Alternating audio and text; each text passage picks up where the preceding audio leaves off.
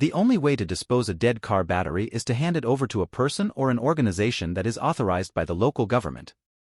There are 3 places to safely dispose car battery. First option is government facility centers.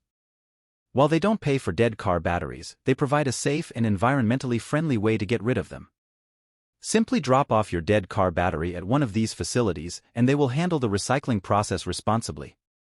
If you're looking to recoup some value from your dead car battery, you might want to consider the government-approved hazard material collection and recycling centers. These centers not only ensure proper disposal but also pay for the scrap metal within the batteries.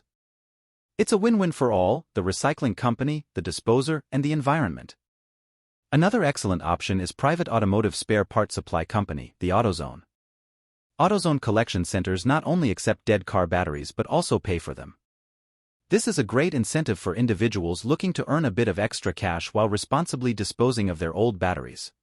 Be responsible and always dispose batteries properly.